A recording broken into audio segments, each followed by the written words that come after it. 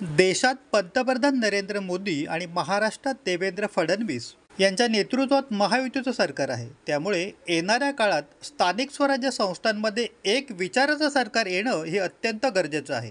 त्यासाठी या भागामध्ये आगामी पालिका निवडणुकीच्या दृष्टीने प्रत्येक भागात जनसंपर्क कार्यालय व्हावेत असे मत भारतीय जनता पार्टीचे प्रदेशाध्यक्ष तथा आमदार रवींद्र चव्हाण यांनी व्यक्त केले।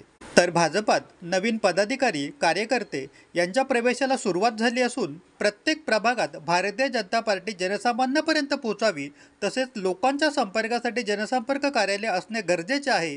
त्याच धर्तीवर माजी महापौर मोरेश्वर भोईर यांच्या पिसवली प्रभागात आणखी एका कार्यालयाचे उद्घाटन करण्यात आले असून या ठिकाणी नागरिकांना न्याय मिळेल असा विश्वास माजी मंत्री कपिल पाटील यांनी व्यक्त केला। मुळात या भागामध्ये आमचं असलेले जे कार्य आहे भारतीय जनता पार्टीच्या माध्यमातून ते खरोखर खूप चांगलं कार्य आहे, परंतु या भागात कार्यालय आमचं नव्हतं। बऱ्याच वेळेला इथल्या लोकांना जनसंपर्कासाठी माझ्या पलीकडच्या मलंग रस्त्याच्या त्या कार्यालयात यावं लागायचं। ही अडचण लक्षात घेऊन या भागात आम्ही आज कार्यालय इथं उभारलं।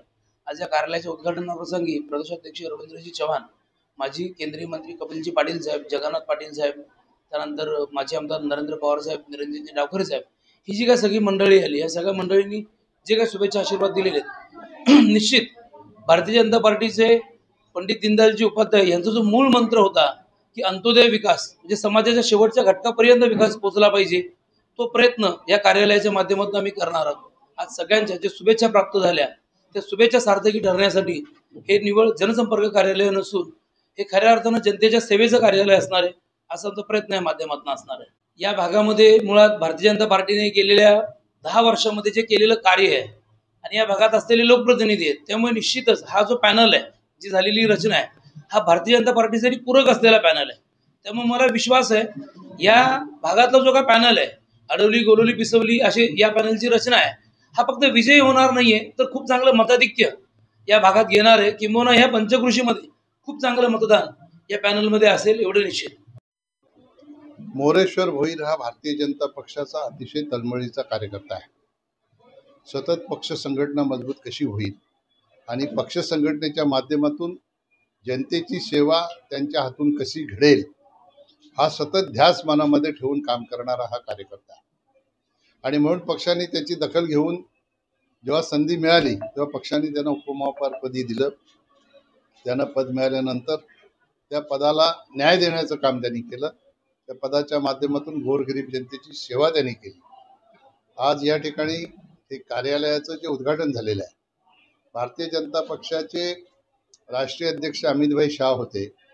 अमितभाई शाहांचं म्हणणं आणि मोदीजींचं म्हणणं असंच असायचं की लोकांच्या संपर्कासाठी तुमचं जनसंपर्क कार्यालय असणं गरजेचं आहे।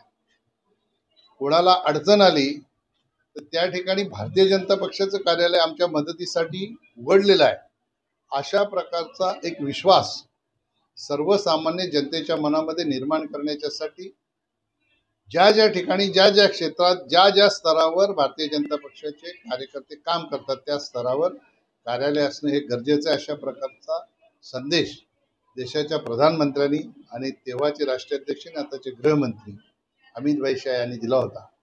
आणि त्याच्याप्रमाणे भारतीय जनता पक्षाचे सगळे कार्यकर्ते वेगवेगळ्या ठिकाणी आपली कार्यालय उघडतात।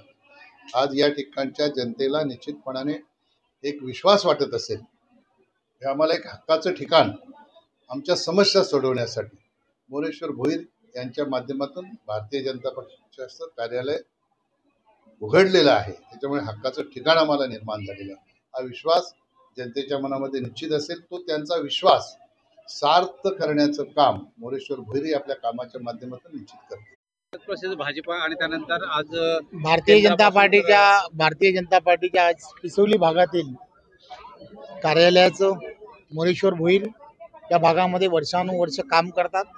त्या भागातील नागरिकांची दुसरं एक कार्यालय व्हावं अशी त्यांची सगळ्यांची मागणी होती आणि म्हणून आज दुसऱ्या कार्यालयाचं या ठिकाणी उद्घाटन झालंय। देशामध्ये नरेंद्र मोदीजींच्या नेतृत्वामध्ये, महाराष्ट्रामध्ये आदरणीय देवेंद्रजींच्या नेतृत्वामध्ये महायुतीचं सरकार आहे।